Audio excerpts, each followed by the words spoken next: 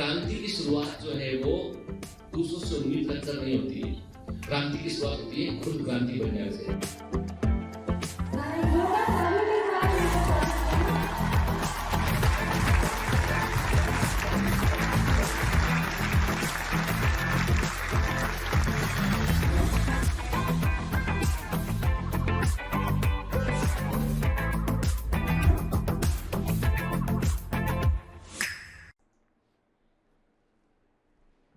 Hello commandos, welcome to Biomentors classes online. I am doctor Jitendra Singh और हम पढ़ रहे हैं मॉलिक्यूलर बेसिस ऑफ इनहेरिटेंस। तो अब तक बेटा हम देख चुके हैं कि डीएनए का रेप्लिकेशन किस तरीके से होता है, semi conservative mode of DNA replication का मतलब क्या होता है, सेमी डिसकंटिन्यूअस का मतलब क्या होता है, मतलब डीएनए रेप्लिकेशन में एक चेन पर जो है वो डीएनए कंटिन्यूअसली बनता है और एक पर डिसकंटिन्यूअसली बनता है। तो मैंने आपसे कहा था ना बेटा, जब डीएनए का रेप्लिकेशन होता है तो डीएनए के दोनों स्ट्रैंड अलग अलग होते हैं और ये सांचे के समान, टेम्पलेट के समान व्यवहार करते हैं और एक डीएनए स्ट्रैंड जो है वो हमेशा नए बने डीएनए में एक डीएनए स्ट्रैंड हमेशा पेरेंट का रहेगा और एक नया बनेगा। तो semi conservative mode of DNA replication कहते हैं। ठीक है, फिर ये भी देखा था हमने कि जो टेम्पलेट है उसके एक स्ट्रैंड पर डीएनए कंटिन्यूअसली बनता है और दूसरे पे कैसा बनता है, वो डिसकंटिन्यूअसली बनता है। ठीक है, अब आपके सामने कुछ प्रश्न है जिनके आप मुझे उत्तर करेंगे। आप मुझे बताएंगे कि किस डीएनए स्ट्रैंड को हम लैगिंग स्ट्रैंड कहते हैं,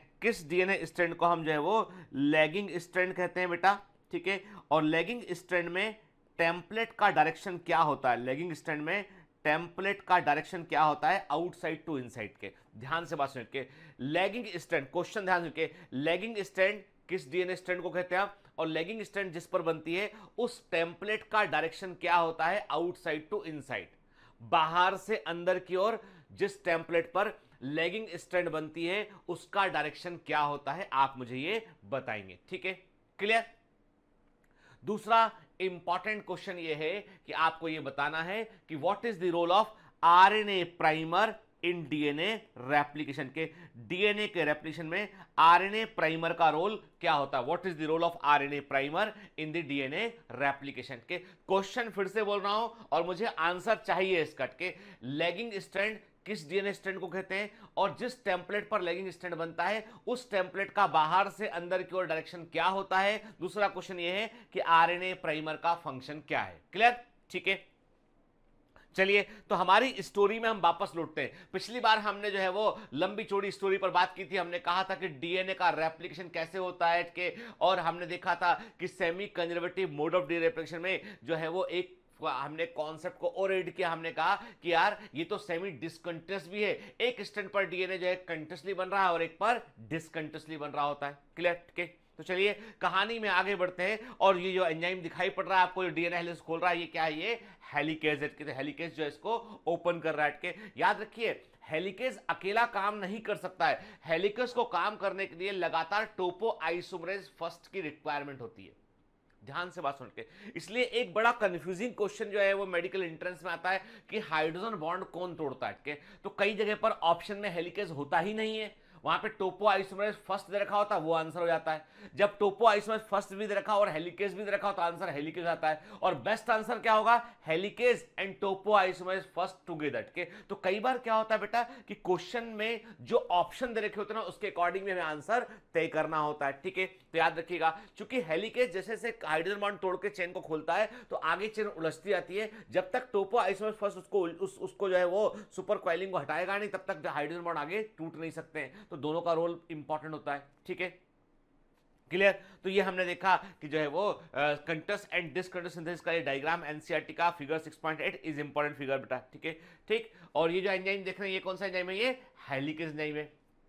ठीक है, तो चलिए, तो पिछली क्लास में हमने जो है वो काफी सारे मैकेनिज्म, हमने ये वाला इस इमेज को देखा हमने और इसके हमने पूरा का पूरा समझा हमने कॉन्सेप्ट की कैसे जो है डीएनए अपने आप को रेप्लिकेट करता है। तो अभी मैंने पहले भी आपसे कहा है कि there is a small confusion between topoisomerase and the helicase, वो दिमाग में रखना चाहिए आपको। ठीक है, क्योंकि मैं आपको क्यों बता रहा हूं बेटा, क्योंकि मैंने कई सारे एमसीक्यू देखे जिनमें ऑप्शन में टोपो आइसोमरेज रखा है, ठीक है, हेलिकेज ऑप्शन में है ही नहीं। ठीक है, और हाइड्रोजन बॉन्ड कौन तोड़ता है, आंसर टोपो आइसोमरेज दे रखा है। आप कंफ्यूज हो जाओगे, इसलिए मैं क्लियर कर रहा हूं उसको। देखो बेटा, यदि आपको ऑप्शन में हेलिकेज नहीं दे रखा है, तो topoisomerase first is the answer जो हाइड्रोजन बॉन्ड को तोड़ सकता है, ऐसा मानते हैं, ठीक है। यदि ऑप्शन में हेलिकेज टोपो आइसोमरेज अलग अलग रखा है, आंसर इज हेलिकेज। दोनों साथ दे रखा है, द बेस्ट आंसर, ठीक है।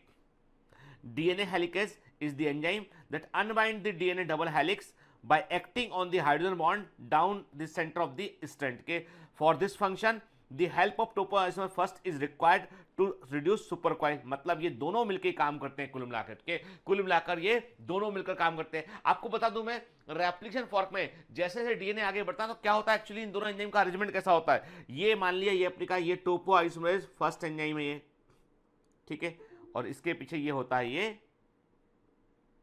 This is the helicase enzyme, this is the helicase enzyme के, और ऐसे ही इस डायरेक्शन में आगे बढ़ते हैं, यानी टोपो आइसोमरेज फर्स्ट कॉइलिंग को ठीक करता आता है और हेलिकेज पीछे से काटता हुआ आगे बढ़ता है, ठीक है ना, क्लियर। तो हमने क्या कहा, it begins at the site called the origin of replication and it creates the replication fork by separating the two sides of the parallel DNA के। तो replication fork को बनाने में हेलिकेज और टोपो आइसोमर फर्स्ट जो है बड़ा इंपॉर्टेंट रोल प्ले करते हैं, ये आपको दिमाग में रखना है बेटा, ठीक है, क्लियर। तो चलो डीएनए के बारे में सब कुछ जान लिया हमने कि डीएनए का स्ट्रक्चर कैसा होता है, डीएनए में डबल हेलिक्स का मतलब क्या होता है, डीएनए के टाइप क्या होते हैं, कि ए डीएनए क्या होता है, बी डीएनए क्या होता है, जेड डीएनए क्या होता है, फिर डीएनए के हमने कहा एक्सल राइस क्या होता है इसके अंदर के, इसका डायमीटर कितना होता है, डीएनए को समझा हमने फिर न्यूक्लियोटाइड और न्यूक्लियोसाइड को हम पहले ही बायोमोलिक्यूल्स में समझ चुके। हमने ये भी देखा कि डीएनए मॉलिक्यूल जो होता है वो कैसे अपने आप को रेप्लिकेट करता है, वो भी समझ लिया। अब आते हैं आरएनए मॉलिक्यूल पर हम, ठीक है। याद होगा एक बड़ा इंपॉर्टेंट चीज मैंने आपको बताया था कि यदि जेनेटिक इंफॉर्मेशन को स्टोर करना है, यदि अनुवांशिक सूचनाओं का संग्रह करना है, जेनेटिक इंफॉर्मेशन को स्टोर करना है, तो सेल जो है वो मोस्ट स्टेबल मॉलिक्यूल को चुनती है, that is the DNA molecule. लेकिन यदि जेनेटिक इंफॉर्मेशन का फ्लो करना है, आगे उसको एक्सप्रेस करना है, तो एक्सप्रेशन बगैर आरएनए के नहीं हो सकता है, क्लियर। तो आरएनए का फुल फॉर्म क्या है, राइबोस न्यूक्लिक एसिड के, और it is the polymer of ribonucleotide के। अच्छा बताइए मुझे, राइबोन्यूक्लियोटाइड और डीऑक्सीराइबोन्यूक्लियोटाइड इनमें फर्क किस चीज का है? देखो बेटा, राइबोन्यूक्लियोटाइड और डीऑक्सीराइबोन्यूक्लियोटाइड में पहला फर्क तो है शुगर का, पहला फर्क है पेंटोस शुगर का, ठीक है। डीऑक्सीराइबोस न्यूक्लिक एसिड में डीऑक्सीराइबोस शुगर होती है, राइबोस न्यूक्लिक एसिड में राइबोस शुगर होती है। राइबोस शुगर का फॉर्मूला है C5H10O5 के, डीऑक्सीराइबोस शुगर का फॉर्मूला है C5H10O4 के। मतलब डीएनए की शुगर जो होती है भार में हल्की होती है as compare to the sugar of RNA. RNA की शुगर की तुलना में डीएनए की शुगर में एक ऑक्सीजन कम होता है सेकंड कार्बन पर, क्लियर, ठीक है। दूसरा अंतर किस चीज का है, देखो डीएनए आरएनए में एडेनिन एक समान है, डीएनए आरएनए में जो है वो ग्वानिन एक समान है, डीएनए आरएनए में साइटोसिन एक समान है। फर्क है थाइमिन और यूरेसिल का, डीएनए में हमेशा थाइमिन होगा और आरएनए में हमेशा यूरेसिल होगा। आरएनए में हमेशा क्या होगा, यूरेसिल होगा, डीएनए में हमेशा थाइमिन होगा, क्लियर। तो ये तो हमको फर्क समझ में आया आपको। अच्छा मैं आपसे सिंपल सा क्वेश्चन पूछता हूं, डीएनए और आरएनए के बीच में कितने न्यूक्लियोटाइड कॉमन होते हैं? यानी डीएनए आपको पता है, शुगर को पता है कितनी शुगर कॉमन है, आपको मालूम है कि आपको पता है शुगर, आपको पता है कि नहीं कितने नाइट्रोजन बेस कॉमन है, ठीक है, कितने नाइट्रोजन बेस कॉमन आपको मालूम है। एडेनिन दोनों में होता है, ठीक है, ग्वानिन दोनों में होता है, साइटोसिन दोनों में होता है, बस फर्क है यूरेसिल और थाइमिन का। तो बताओ सोचकर कि कितने न्यूक्लियोटाइड डीएनए और आरएनए में एक समान होते हैं। How many nucleotide similar in DNA and RNA? क्या बोला आपने? आपने 3 बोला ना, सुना मैंने। क्या बोला आपने? फिर से बोलो एक बार, क्या बोला आपने? 3 बोला, गलत बोला, ठीक है, नॉट 3 गलत आंसर है। क्यों? क्योंकि न्यूक्लियोटाइड में तो बेटा शुगर भी होती है, शुगर दोनों में सेम नहीं है। डीएनए में डीऑक्सीराइबोस शुगर है, आरएनए में राइबोस शुगर है। कैसे भूल गए? गलती की ना, ठीक है। तो 3 न्यूक्लियोटाइड समान नहीं होंगे, 0। कोई भी न्यूक्लियोटाइड डीएनए आरएनए में एक समान कॉमन नहीं होता है, क्योंकि न्यूक्लियोटाइड के पास में पेंटोस शुगर होती है जो दोनों में अलग अलग है। हाँ, नाइट्रोजन बेस की सिमिलरिटी तीन नाइट्रोजन बेस कॉमन हो सकते हैं, लेकिन जब न्यूक्लियोटाइड बनता है तो एक का है डीऑक्सीराइबोन्यूक्लियोटाइड, दूसरे का है राइबोन्यूक्लियोटाइड। तो कैसे समान होगा? नहीं समान होगा ना। की ना गलती आपने, सिली मिस्टेक के, ऐसी गलती मत करना आप, ठीक है।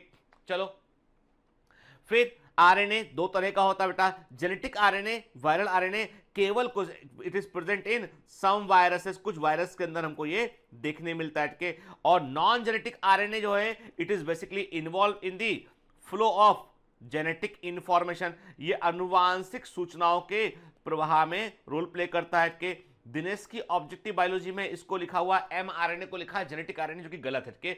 दिनेश की ऑब्जेक्टिव बायोलॉजी में एमआरएनए को उन्होंने लिख दिया कहीं पर कि ये जो है वो जेनेटिक आरएनए गलत है। जेनेटिक आरएनए जो है केवल और केवल जो जेनेटिक आरएनए जो जेनेटिक इन्फॉर्मेशन को स्टोर करता हो वो केवल कुछ वायरस में होता है। बाकी नॉन जेनेटिक आरएनए तीन तरह का होता है कि एक होता है बेटा एमआरएनए, मैसेंजर आरएनए, दूसरा होता है आरआरएनए, राइबोसोमल आरएनए, तीसरा होता है टीआरएनए, ट्रांसफर आरएनए। अब ये तीनों को हम देखेंगे आज, ठीक है, क्लियर। अभी हमने क्या कहा, हमने कहा कि फ्लो ऑफ जेनेटिक इंफॉर्मेशन में जो आरएनए इन्वॉल्व होते हैं वो बेसिकली नॉन जेनेटिक आरएनए होते हैं। और याद रखिएगा ये नॉन जेनेटिक आरएनए जो होते हैं they do not store genetic information, ये जेनेटिक इंफॉर्मेशन को स्टोर नहीं करते इसलिए नॉन जेनेटिक बोला, but they play important role in the expression of the genetic information, परंतु ये अनुवांशिक सूचनाओं के प्रवाह में महत्वपूर्ण भूमिका निभाते हैं। एसर्शन रीजन का क्वेश्चन है एम्स का, क्लियर। चलिए अब पहले बात करते हैं आरएनए वर्ल्ड हाइपोथेसिस की। तो मैंने आपसे पहले भी कहा है RNA is an information carrier like DNA के, ये डीएनए इंफॉर्मेशन कैरी कर सकता है।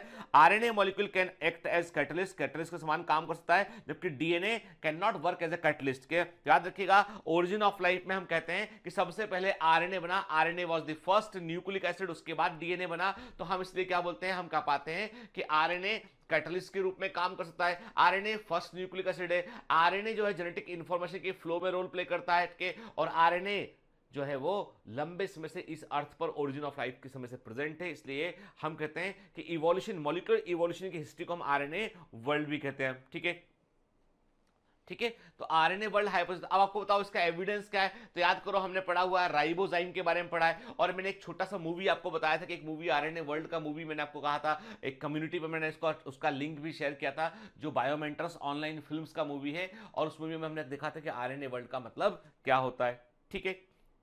देखिए ना, तो हम क्या देख रहे हैं बेटा, हम देख रहे हैं आरएनए वर्ल्ड कहता है आपसे कि आरएनए अपने आप को रेप्लिकेट कर सकता है, आरएनए से आरएनए भी बन सकता है, और वो आरएनए प्रोटीन का निर्माण भी कर सकता है। ऐसा हम कुछ वायरस के अंदर देखते हैं कि central dogma of molecular biology कहता है कि डीएनए की सूचनाओं पर आरएनए बनता है और आरएनए प्रोटीन का निर्माण करता है। डीएनए की सूचनाओं पर आरएनए का बनना है ट्रांसक्रिप्शन, और आरएनए से प्रोटीन का बनना होता है ट्रांसलेशन। बार बार पढ़ाया है मैंने आपको, कई बार बतलाया आपको मैंने, ठीक है ना बेटा, ठीक।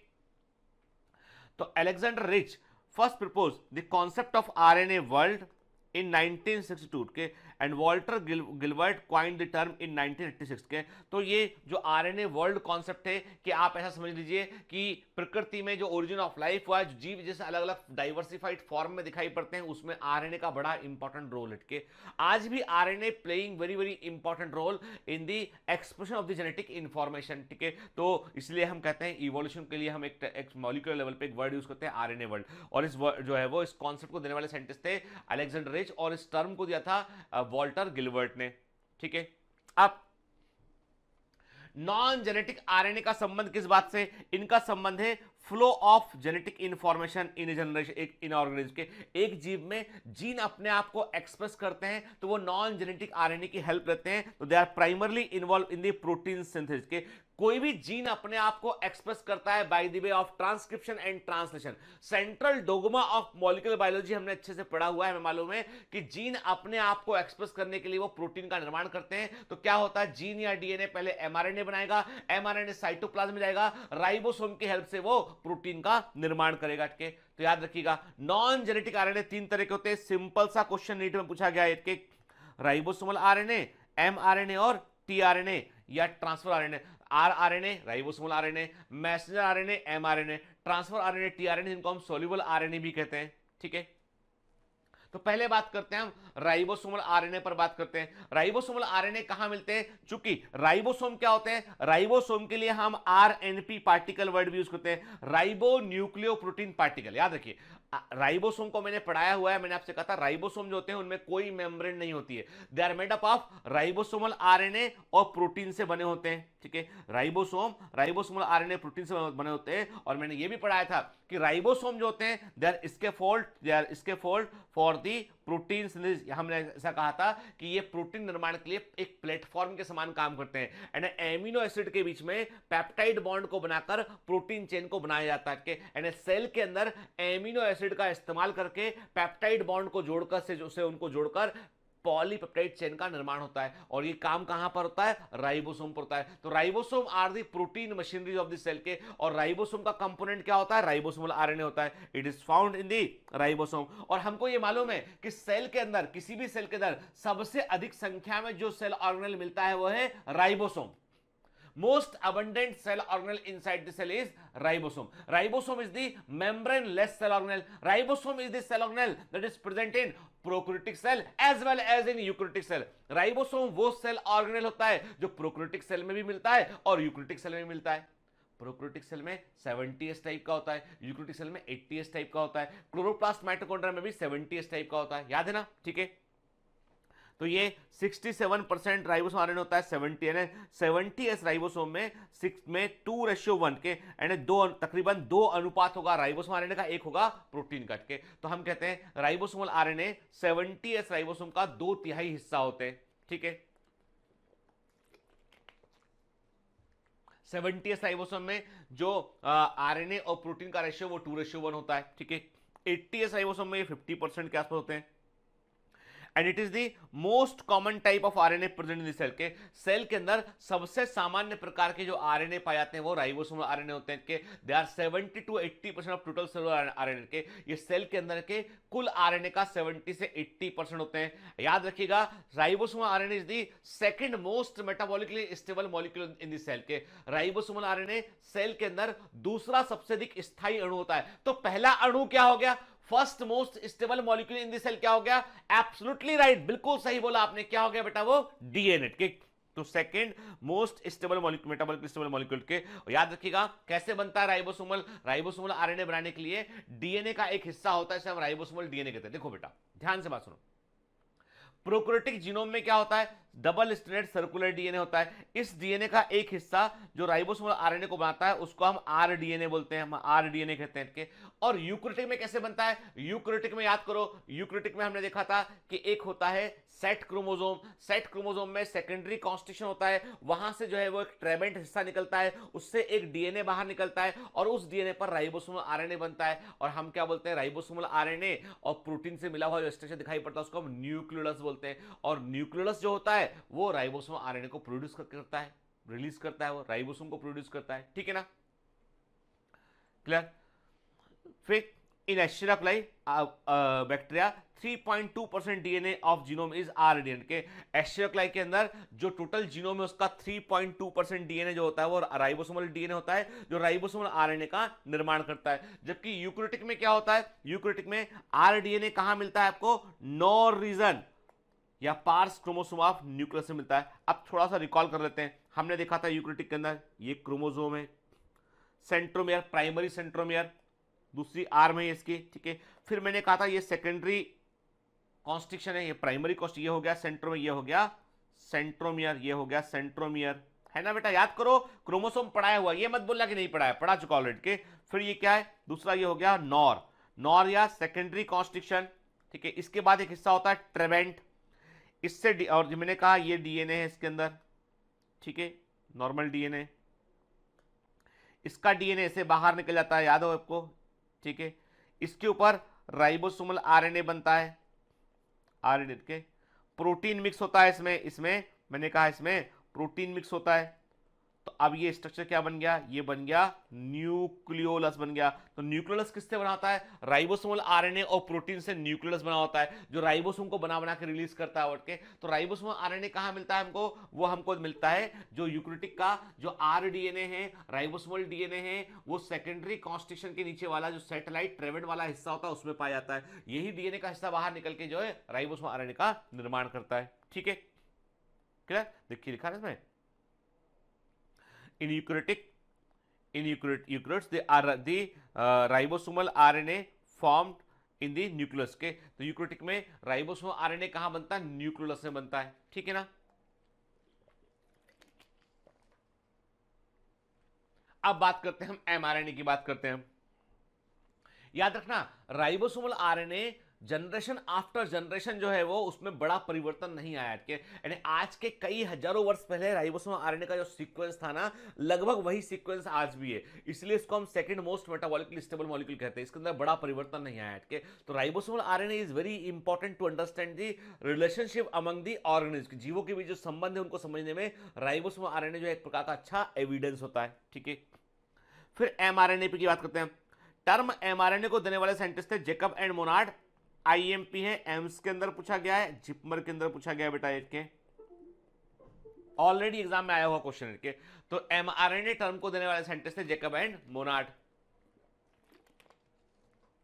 ठीक, एमआरएनए का फुल फॉर्म है मैसेंजर आरएनए। मैसेंजर को हिंदी में बोलते हैं हम दूत। ठीक है, सूचना वाहक, जो मैसेज को कैरी करता है। किसका मैसेज कैरी करता है? डीएनए का। भाई देखो कौन, जैसे मैंने आपसे कहा कि बेटा एक काम करो, अपने पापा को जाकर ऐसा बोल देना। ठीक है, आप दौड़ते हुए गए, आपने अपने पापा को जाके बताया कि पापा सर ऐसा बोल रहे हैं। ठीक है, तो मैं इंस्ट्रक्शन दिया, आप दौड़कर सूचना बता क्या है, तो यू आर दी एमआरएनए के। तो एमआरएनए जो है वो वास्तव में डीएनए की सूचनाओं को कोड करता है, उन सूचनाओं को पढ़ता है और उन सूचनाओं को लेकर वो साइटोप्लाज्म तक पहुंचता है। एमआरएनए, ध्यान से बात सुनिए, एमआरएनए मैसेंजर आरएनए का निर्माण न्यूक्लियस में होता है। कहां होता है? न्यूक्लियस में होता है, न्यूक्लियस में होता है। और ये डीएनए को जो रीड करता है और उसके अकॉर्डिंग जो है वो, और डीएनए में क्या रीड करता है, ये डीएनए के जो न्यूक्लियोटाइड के सीक्वेंस है, नाइट्रोजन और बेस का सीक्वेंस है, उसको कॉपी करता है, रूल ऑफ बेस पेयरिंग को फॉलो करता है, उसको कॉपी करता है और उसको लेकर वो साइटोप्लाज्म तक आता है। और साइटोप्लाज्म में राइबोसोम जो होता है उसको सूचनाएं बतलाता है कि देखो बॉस ने कहा है कि ये एमिनो एसिड को क्रम से जोड़ोगे ना तो प्रोटीन चेन बनना चाहिए। तो आप जो राइबोसोम है वो एमआरएनए के एक एक कोड को ध्यान से पढ़ता है और उसके अकॉर्डिंग टीआरएनए को कॉल किया जाता है। टीआरएनए एमिनो एसिड लेकर आता है और वहां पे डिलीवर करता है, और ऐसे करके एक के बाद एक एमिनो एसिड की एक चेन बनती है जिसको हम पॉलीपेप्टाइड चेन कहते हैं। तो हर पॉलीपेप्टाइड चेन जो होती है उसमें एक निश्चित सीक्वेंस होता है एमिनो एसिड का। Every polypeptide chain is having a unique sequence of amino acid, और उस सीक्वेंस को डिसाइड करता है एमआरएनए, क्योंकि एमआरएनए उन सूचनाओं को लेकर आता है डीएनए से। ठीक है, क्या लिखा है इसमें? It carries genetic information from DNA of nucleus to the cytoplasm. कहां से कहा? न्यूक्लियस के डीएनए से साइटोप्लाज्म में इंफॉर्मेशन को लेके आता है, जहां पर प्रोटीन का निर्माण होता है राइबोसोम से, where proteins are synthesized on the basis of this information. The mRNA is synthesized inside the nucleus. It is synthesized as a complementary strand of DNA template. Very very IMP के, जब भी mRNA बनता है वो DNA के साँचे पर एक कॉम्प्लीमेंट्री स्ट्रैंड के रूप में बनता है। ठीक है, जैसे मैंने कहा कि डीएनए पे यदि डीएनए पर लिखा हुआ है एडेनिन, थाइमिन, ग्वानिन, साइटोसिन, मान लो सपोज डीएनए पे लिखा है, तो एमआरएनए जो उसे कॉपी करेगा उस पर क्या लिखा होगा? उस पर लिखा होगा ये यूरेसिल, क्योंकि देखो थाइमिन तो होता है नहीं आरएनए में के, एडेनिन, साइटोसिन, ग्वानिन, है ना। ठीक है, तो बिल्कुल वैसे रूल ऑफ बेस पेयरिंग के अकॉर्डिंग फर्क कितना होगा एडेनिन और थाइमिन का। ठीक है, तो उसके अकॉर्डिंग ये इसको कॉपी कर लेगा इंफॉर्मेशन को। ठीक है, फिर enzyme RNA polymerase participate in the process के, मतलब डीएनए के टेम्पलेट पर जब एमआरएनए बनता है तो उसको बनाने के लिए enzyme RNA polymerase important role play करता है। ठीक है, और ये क्या करता है बेटा? ये एमआरएनए को बनाता है कि आरएनए एक पॉलीमर है, तो आरएनए पॉलीमर को बनाने वाला एंजाइम आरएनए पॉलीमरेज के। The process of mRNA formation is known as transcription. Very very IMP, पहले भी बताया मैंने आपको के। ठीक है, और ट्रांसक्रिप्शन की प्रोसेस में आरएनए पॉलीमरेज एंजाइम इन्वॉल्व होता है और ये रूल ऑफ बेस पेयरिंग को फॉलो करता है। जो डीएनए का सीक्वेंस होगा उसके कॉम्प्लीमेंट्री सीक्वेंस के अकॉर्डिंग ये एमआरएनए को तैयार करेगा। ठीक है, देखिए आप, है ना। यदि अब बड़ी इंटरेस्टिंग बात ये कि what is the meaning of coding strand, template strand के, तो अब हम इस पर आगे बात करेंगे। अभी इतना समझ लीजिए आप कि डीएनए का स्ट्रैंड, डीएनए होता है डबल स्ट्रैंडेड। ठीक है ना। अब इस पर लिखा हुआ है डीएनए पे थाइमीन थाइमीन थाइमीन। ठीक है, सामने वाले स्ट्रैंड पे क्या लिखा होगा? एडनीन एडनीन एडनीन। ठीक है, अब एक काम करो, थाइमीन से थोड़ा आप कंफ्यूज कर जाओगे, क्योंकि थाइमीन जो होता है वो बेसिकली क्या होता है, थाइमीन जो है वो आरएनए में नहीं होता है। तो एक काम करते हैं, हम दूसरा एग्जांपल लेते हैं जिसमें कि आप कंफ्यूजन ना हो। ठीक है ना। तो मैंने कहा ग्वानिन ग्वानिन ग्वानिन, मान लो एक स्ट्रैंड पर डीएनए के, दूसरे स्ट्रैंड पर है साइटोसिन साइटोसिन साइटोसिन है, सामने वाले कॉम्प्लीमेंट सीक्वेंस पर के। जब जब mRNA से कॉपी करेगा, mRNA ने क्या किया, मान लो हमने कहा mRNA ने इसमें से एक स्ट्रैंड को कॉपी किया, इसको C वाले कॉपी किया, तो mRNA का सीक्वेंस क्या हो गया, G mRNA का सीक्वेंस हो गया। इसका मतलब जो है, जो भी mRNA बन, मेरी बात बड़े ध्यान से कान खोलकर सुनिए, दिमाग खोलकर सुनिए, ठीक है, बालों का एंटीना खड़ा कर लीजिए, पर सुनिए ध्यान से, ठीक है, कि आपको मैं क्या बोल रहा हूं कि जब भी mRNA बनता है तो दो डीएनए स्ट्रैंड में से किसी एक डीएनए स्ट्रैंड को वो चुनता है कि कहां से सूचनाओं को लेना है, ठीक है। Everything is decided by the gene, ठीक है। तो डीएनए होता है डबल स्ट्रैंडेड, याद रखना, रेप्लिकेशन डीएनए के दोनों स्ट्रैंड में एक साथ चलता है। एमआरएनए का फॉर्मेशन या ट्रांसक्रिप्शन के प्रोसेस में डीएनए की दो स्ट्रैंड में से केवल एक स्ट्रैंड पर जो है वो ट्रांसक्रिप्शन होता है, दूसरी स्ट्रैंड पर नहीं होता है, ठीक है। और हमेशा ट्रांसक्रिप्शन उस स्ट्रैंड पर होता है जिसका सीक्वेंस जो है, जिस पर आरएनए पॉलीमरेज को सीक्वेंस 5 प्राइम से 3 प्राइम मिलता हो, जिस पर आरएनए पॉलीमरेज को सीक्वेंस 5 प्राइम से 3 प्राइम मिलता हो, उस पर ही जो है वो ट्रांसक्रिप्शन होता है, ठीक है। तो इसका मतलब ये कि डीएनए की दो स्ट्रैंड जो है उसमें से एक स्ट्रैंड ऐसी है जो एमआरएनए के बनाने के लिए सांचे के समान काम कर रही है, टेम्पलेट के समान काम कर रही है, उसको बोल दिया हमने टेम्पलेट स्ट्रैंड। ये हो गया टेम्पलेट स्ट्रैंड, सांचे के समान काम कर रहा है, ये हो गया टेम्पलेट स्ट्रैंड, ठीक है। अब सामने वाला स्ट्रैंड क्या है, सामने वाला जो दूसरा स्ट्रैंड है बोल दिया हमने कोडिंग स्ट्रैंड। क्यों कोडिंग स्ट्रैंड बोला हमने, क्योंकि जो एमआरएनए पर लिखा दिख रहा है, जो एमआरएनए पर लिखा दिख रहा है वही यहां लिखा दिख रहा है हमको, तो हमने कहा जो एमआरएनए पर कोड है वही डीएनए पर कोड प्रेजेंट है, तो हमने क्या बोल दिया उसको कोडिंग स्ट्रैंड बोला हमने। तो याद रखना, कोडिंग स्ट्रैंड जो होती है, कोडिंग स्ट्रैंड का सीक्वेंस, हमने कहा जो कोडिंग स्ट्रैंड होती है वो सीक्वेंस में जो है, मैंने कहा कोडिंग स्ट्रैंड जो होती है वो सीक्वेंस में जो है वो डीएनए वो एमआरएनए के समान होती है। देखो टेम्पलेट स्ट्रैंड मतलब जो सांचे के समान काम कर रही है, जिस पर आरएनए पॉलीमरेज काम करेगा, 5 प्राइम से 3 प्राइम काम करेगा, एमआरएनए को बनाएगा, वो कोडिंग वो टेम्पलेट, वो हो गया टेम्पलेट स्ट्रैंड हो गया। टेम्पलेट स्ट्रैंड है पर सीक्वेंस है CGG, ठीक है। देखिए टेम्पलेट स्ट्रैंड पर सीक्वेंस है CGG, क्या सीक्वेंस है CGG, क्लियर। अब इसके आधार पर एमआरएनए क्या बन गया, GCC एमआरएनए बन गया, एमआरएनए बन गया GCC, ठीक है। अब जो टेम्पलेट स्ट्रैंड है डीएनए का, उसका जो कॉम्प्लीमेंट्री स्ट्रैंड है, जो टेम्पलेट स्ट्रैंड है डीएनए का, उसका जो कॉम्प्लीमेंट्री सीक्वेंस है, जो दूसरा डीएनए स्ट्रैंड है उसका सीक्वेंस क्या है GCC। तो देखो आप, ये दोनों सीक्वेंस एक समान हुए कि नहीं हुए, ये दोनों सीक्वेंस जो किए ये एक समान है कि नहीं है, ये एक समान है, ठीक है। तो कोडिंग सीक्वेंस जो होता है डीएनए का, it is always similar to the codon, mRNA codon, mRNA पर जो लिखा है उसके समान ही कोडिंग स्ट्रैंड पर लिखा होता है, फर्क केवल यूरोसिल और थाइमिन का होता है। इसका मतलब ये कि डीएनए के दो स्ट्रैंड में से एक स्ट्रैंड तो टेम्पलेट या सांचे के समान काम करता है और दूसरा स्ट्रैंड एग्जैक्टली एमआरएनए के समान हमको दिखाई देता है, उसे हम कोडिंग स्ट्रैंड कहते हैं। रिमेंबर, याद रखना बेटा इस चीज को, ठीक है ना। आगे हम डिटेल में बात करेंगे इस पर, ठीक है। तो हमने क्या देखा, हमने कहा कि जो डीएनए है, डीएनए पर जो है वो एमआरएनए ट्रांसक्रिप्शन होगा, उससे एमआरएनए बनेगा। अब एमआरएनए में एक यूनिक बात याद रखिए, एमआरएनए में जो डीएनए की सूचनाएं होती हैं वो कोड के फॉर्म में होती हैं, जिन्हें हम कोडॉन्स कहते हैं, या जेनेटिक कोड कहते हैं, जेनेटिक कोड कहते हैं, ठीक है। एमआरएनए पर जो डीएनए की इंफॉर्मेशन होती है, जो डीएनए के जेनेटिक मैसेज एमआरएनए पर होते हैं, वो कोड के फॉर्म में होते हैं, और हर एक कोड जो होता है वो 3 न्यूक्लियोटाइड से बना होता है। किससे बना होता है, 3 न्यूक्लियोटाइड से बना होता है। तो जेनेटिक कोड या कोडॉन होते हैं 3 न्यूक्लियोटाइड से बना होते हैं। जैसे कि मैंने आपसे कहा मीथ्योनिन एमिनो एसिड का कोड है AUG, ठीक है। प्रोलिन का कोड है CCC। मतलब हर एक जो है एमआरएनए में हर एक जेनेटिक कोड जो है वो एक एमिनो एसिड को रिप्रेजेंट करता है। एमआरएनए में मिलने वाला हर एक जेनेटिक कोड या कोडॉन एक एमिनो एसिड को रिप्रेजेंट करता है। मतलब एक एमिनो एसिड को बताने के लिए आपको कम से कम 3 न्यूक्लियोटाइड बेस की रिक्वायरमेंट होती है, जिनके अंदर सूचना छिपी होती है कि कौन सा एमिनो एसिड है ये, ठीक है। तो मतलब ये है कि प्रोटीन चेन पर मान लीजिए मैंने आपसे कहा कि प्रोटीन चेन पर 20 एमिनो एसिड हैं। ध्यान से मेरी बात सुनना, यदि प्रोटीन चेन में 20 एमिनो एसिड हैं तो इस प्रोटीन चेन को कोड करने वाले एमआरएनए में कितने जेनेटिक कोड होंगे, तो आपने कहा बिल्कुल सही बात से, 20 एमिनो एसिड हैं तो 20 कोड तो कम से कम होना चाहिए, 20 कोड कम से कम होंगे तो जो है वो 20 एमिनो एसिड बनेंगे, उनका सीक्वेंस डिसाइड होगा। हर एक कोड के अंदर 3 नाइट्रोजन बेस या 3 न्यूक्लियोटाइड होते हैं। तो बताइए 20 एमिनो एसिड को, बताइए 20 एमिनो एसिड को कोड करने वाले एमआरएनए में कम से कम कितने न्यूक्लियोटाइड होना चाहिए? तो आपने कहा सर एक कोडॉन एक एमिनो एसिड को कोड करता है और एक कोडॉन में 3 नाइट्रोजन बेस होते हैं या 3 न्यूक्लियोटाइड होते हैं। तो 20 इंटू 3 किया हमने कि कम से कम 60 न्यूक्लियोटाइड वाला एमआरएनए होना चाहिए जो 20 एमिनो एसिड को कोड करता हो। क्लियर? क्लियर? ठीक है।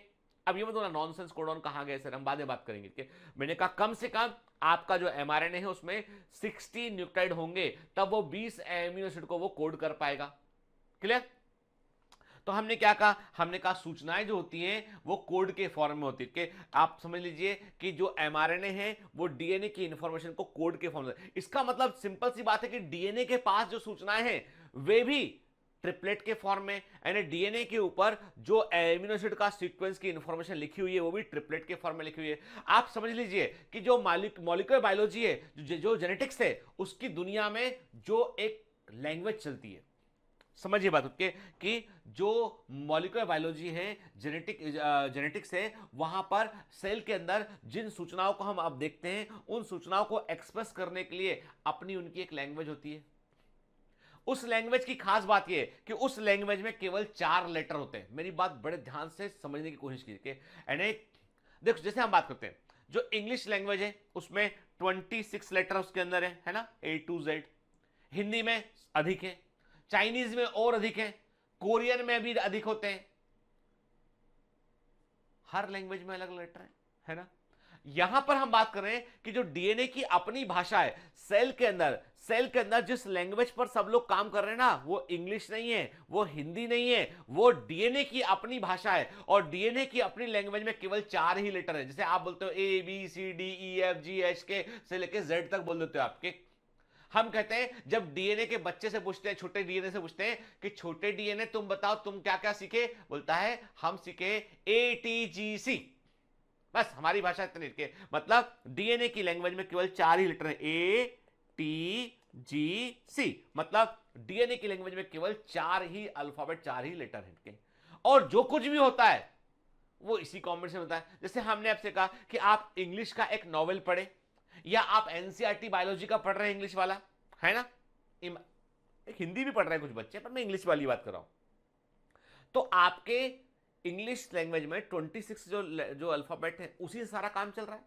सब कुछ, पूरा नॉवेल भी लिख दो उससे, सब कुछ है पूरा इंग्लिश का लिटरेचर में। कोई ऐसा था नहीं कि मान लो कोई जो है वो बड़ा सा ऑथर हट के, हम बात करते हैं चलो चेतन भगत की बात करते हैं। चेतन भगत ने जो है वो इंग्लिश का में नॉवेल लिख रहे हैं, उन्होंने 30 अल्फाबेट यूज कर लिए, 4 अल्फाबेट खोज के डाल दिए उसके अंदर। और ऐसा तो नहीं होता।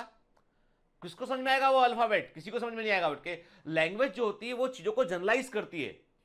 Y English is a global language, क्योंकि इंग्लिश जो है वो हर दुनिया के हर हिस्से में जाइए आप अंग्रेजी बोलने मिलेगा, आप बोलता हुआ व्यक्ति कोई ना कोई मिलेगा। जब मैं टर्की गया, टर्की में कैपिटल है अंकारा, वहां गया था मैं, इस्तांबुल गया था। तो वहां टर्की में जो होटल्स में जो है बकायदा छोटी सी एक जो है 4 पेज का एक जो है छोटा सा एक डायरी ऐसी रखी होती है, उसमें लिखा होता है कि टर्किश लोगों से मिलने के दौरान आप ध्यान रखें कि ये वर्ड बोलेंगे इसका मतलब ये होगा। क्योंकि कई सारे टर्किश लोग जो है वो इंग्लिश नहीं जानते, तो एक तब वो इंग्लिश में लिखा होता, फिर टर्किश को कैसे बोलना है आपको वो लिखा होता उसमें। ठीक है, पर सरप्राइजिंगली मैंने देखा कि जो जनरल टूटी फूटी इंग्लिश जो है वो टर्किश लोगों को अच्छे से आती है। मैं दुनिया के कई अलग अलग देश में गया जहां मैंने देखा कि कई जगह पर जो है even in China people know the English के, वो कुछ वर्ड इंग्लिश के अच्छे से जानते हैं और आपसे बात कर लेते हैं, लेकिन they are able to communicate. South India कभी जाइए, चलो दूर मत, साउथ इंडिया में लोगों की इंग्लिश बहुत अच्छी है। साउथ इंडिया में जो कि जो उनके पास 2 ही चीजें, तमिल बोलेंगे, तेलुगु बोलेंगे, मलयालम बोलेंगे या इंग्लिश बोलेंगे। आपको बता दूं मिलके कि जो सबसे जो टॉप लेवल का जो ड्राफ्टिंग, जो बड़े बड़े गवर्नमेंट और जो है ऑफिसर्स के अंदर जब बड़ा बड़ा सा जो ड्राफ्टिंग करना होता है, बड़ा बड़ा सा लेटर लिखना होता है इंग्लिश में, तो सबसे अच्छा काम कौन करता है? साउथ इंडियन लोग ही करते हैं। They are very good in English के। आप देखिए ना अपना जो MBBS वाला चैनल है उसमें जो प्रोफेसर जो है वो BK जी जो है वो सर जो पढ़ाते हैं, he is one of the best anatomy professor in India. तो वो उनका इंग्लिश देखिए, आप प्रोनाउंसिएशन देखिए उनका, it is much better than north Indian people के।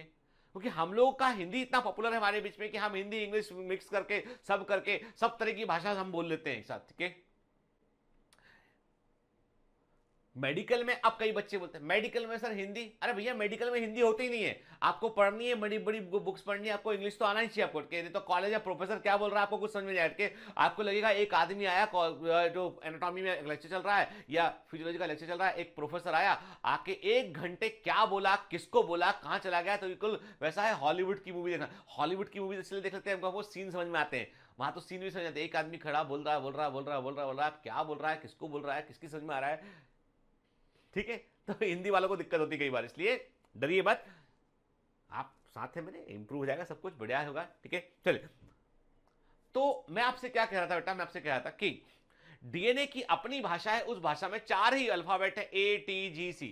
अब जो लिखना है, जो भी कहानी लिखनी है वो 4 में से लिखनी है, ठीक है। और इंटरेस्टिंग बात है कि इस लैंग्वेज का एक नियम भी है, नियम यह है कि जो भी लिखोगे उसमें 3 लेटर है, जो भी शब्द होगा आपका, जो भी शब्द आपका होगा, जो भी वर्ड आपका होगा, उस वर्ड में केवल 3 ही लेटर यूज कर सकते हो आप, ATG या TGC, CCC, GGG, ATT, है ना, TAT। तो ये कुछ भी हो के वो 3 ही लेटर यूज होंगे के, मतलब लैंग्वेज। और हर वर्ड का मतलब क्या है, हर वर्ड का मतलब यही है, amino acid amino acid amino acid, ठीक है। मतलब डीएनए अपने आप को एक्सप्रेस कैसे करता है, वो अपने आप को प्रोटीन में आकर एक्सप्रेस करता है। वही प्रोटीन जो है कभी एंजाइम में कन्वर्ट होकर मेटाबॉलिज्म को अफेक्ट करते हैं। एंड फाइनल चीज होती है कि डीएनए यदि अपने आप को एक्सप्रेस कर रहा है तो वो प्रोटीन बनाकर ही एक्सप्रेस करेगा, दूसरा कोई तरीका नहीं है, ठीक है, clear.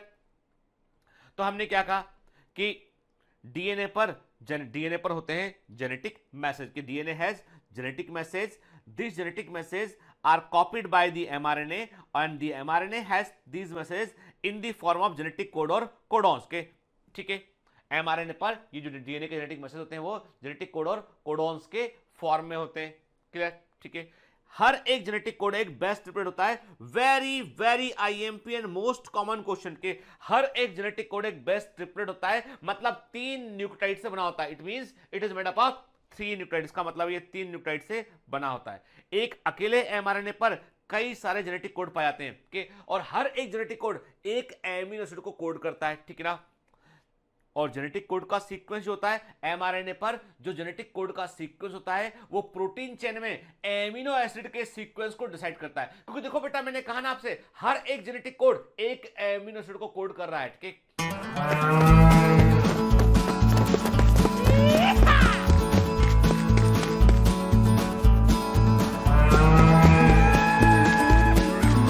Hi, sorry to disturb you in between lecture. But it's important to inform you.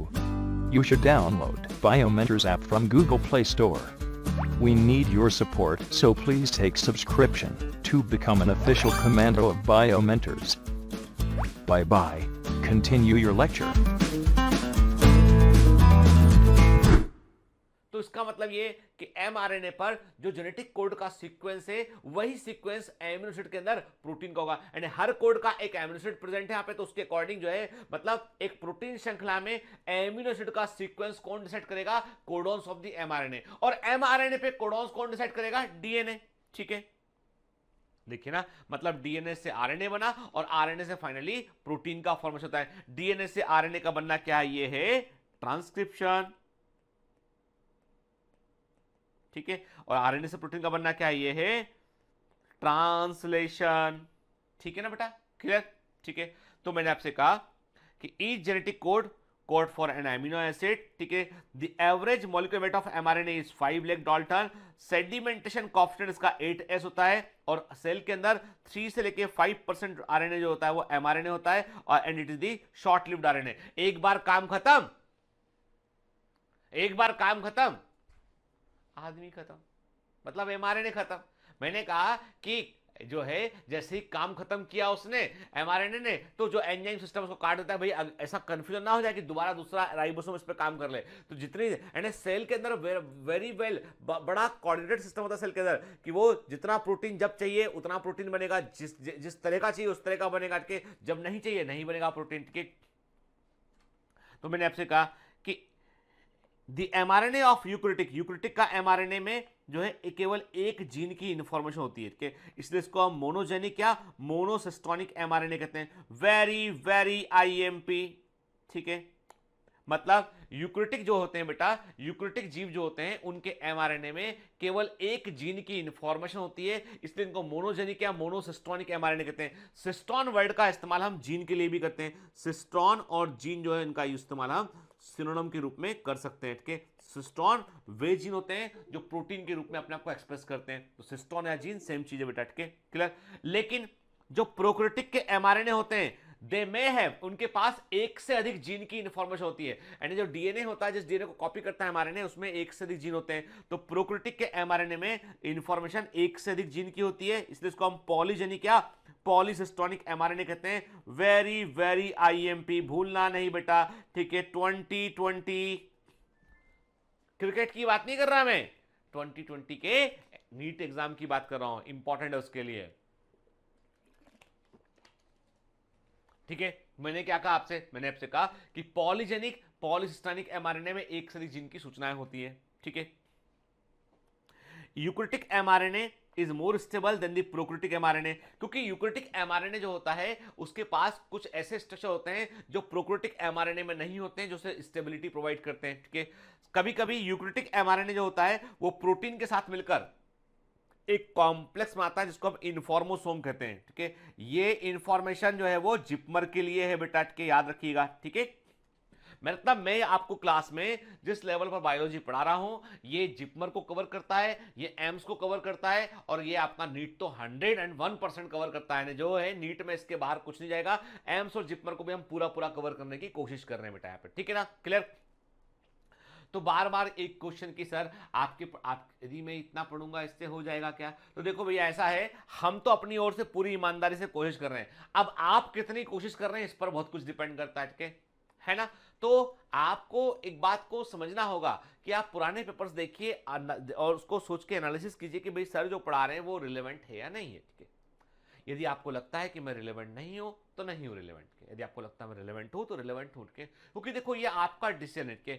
मेरा कर्तव्य ये है, मेरा फर्ज ये है कि मैं ईमानदारी से आपके साथ में प्रयास करूं के, और मेरे जो प्रयास है उसको जो है, जो स्टूडेंट वाकई में गंभीरता से नीट दे रहे हैं वो समझ सकते हैं उसको, ठीक है। और सिंपल सी बात ये बेटा है कि हमें अपने लक्ष्य, मैं हमेशा कहता हूं कि हमें अपने लक्ष्य के प्रति हमेशा ईमानदार रहना होगा, ठीक है। ईमानदार रहकर हम जब लगातार कोशिश करते हैं ना, तो दुनिया की सारी शक्तियां, ब्रह्मांड की सारी शक्तियां, यूनिवर्स की सारी पावर हमारे साथ होती है, ठीक है। मैं हमेशा ये बात मानता हूं कि यूनिवर्स की पावर मेरे साथ है, आपके साथ है, और हम लोग ईमानदारी से प्रयास करेंगे ना तो हम ही टॉप करेंगे, और हम ही टॉप अच्छी रैंक पाएंगे, और भर भर के मेडिकल कॉलेज तक पहुंचेंगे, ठीक है।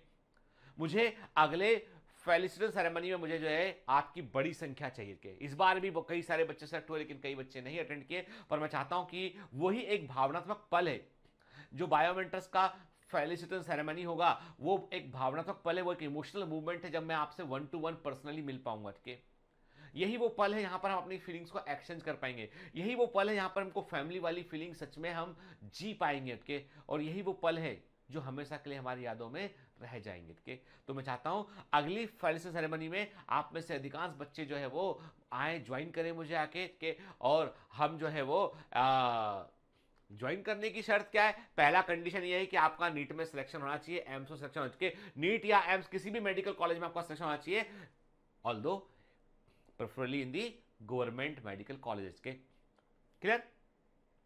तो आपको आना है, ठीक है, आपको आना है, मेरे साथ आपको जो है वो जो भी लंच या डिनर जो भी अरेंज करेंगे, ठीक है, तो वैसा आपको मेरे साथ खाना खाना है, ठीक है। आप और मैं मिलेंगे, ठीक है, 1-to-1 बात करेंगे, और हम लोग सेल्फी करेंगे, ठीक है ना। तो वो सेल्फी के लिए कौन आएगा, आएंगे आप लोग पक्का, चलो ठीक है। तो अभी मैंने क्या कहा आपसे, मैंने कहा कि यूक्रिटिक में जो एमआरएनए होता है वो प्रोक्रिटिक एमआरएनए की तुलना में मोर स्टेबल होता है। यूक्रिटिक का एमआरएनए कभी कभी प्रोटीन के साथ कॉम्प्लेक्स में आता है, इसको हम इन्फॉर्मोसोम कहते हैं। इन्फॉर्मोसोम में जो है वो एमआरएनए प्रोटीन का रेशियो 1:4 होता है। अब आप बोलोगे सर ये इन्फॉर्मोसोम बीच में अचानक से कहां से आ गया, अरे भाई याद करो, जब एम्ब्रियोनिक डेवलपमेंट होता है तो एक जाइगोट के अंदर लगातार बगैर रुक के डिवीजन होते हैं, उसे क्लीवेज कहते हैं। जाइगोट में डिवाइड हुआ, 2 सेल बनी, 2 से 4 सेल बन गई, तो सेल का लगातार साइज छोटा हो रहा होता है और सेल लगातार डिवाइड कर होती है। तब वैसी कंडीशन में इंटरफेस जो होती है वो बहुत छोटी होती है, केवल डीएनए को डबल करने के लिए होती है, वो पूरा ग्रोथ हो ही नहीं पाता। इसलिए क्लीवेज में हर बार पहले से जो डिवाइड होने पर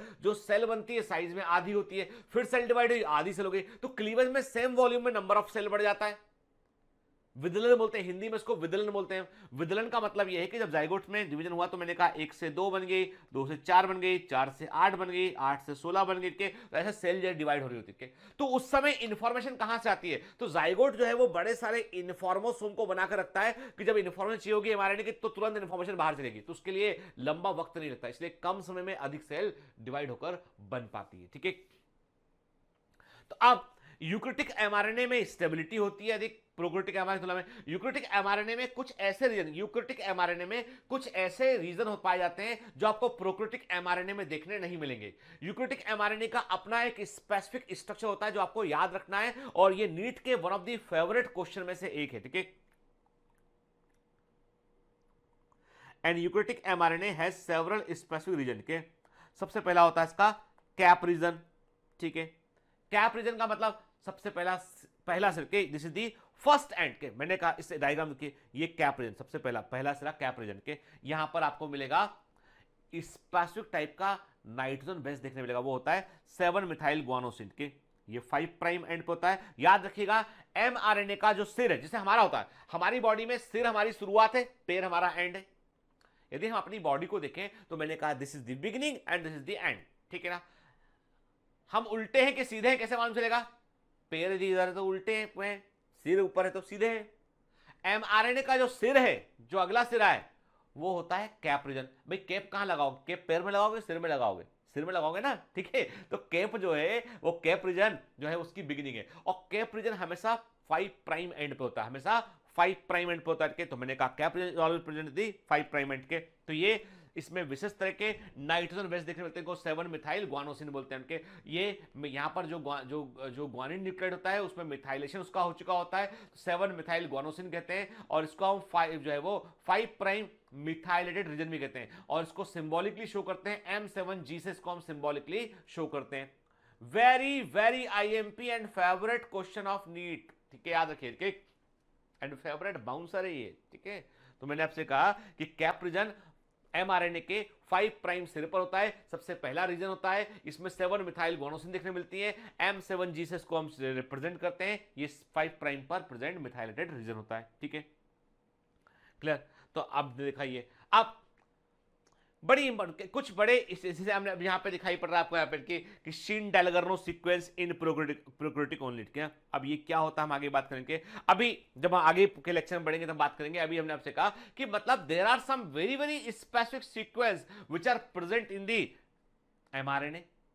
ठीक है, तो अब देखो दूसरे रीजन पर आते हैं। दूसरा हो गया है NCR1 रीजन, यानी कैप रीजन के बाद अगला हो गया NCR1 रीजन होकर के, यानी पहला था कैप रीजन और कैप के बाद आ गया अगला NCR1 रीजन। NCR1 का मतलब क्या है? Non coding region first.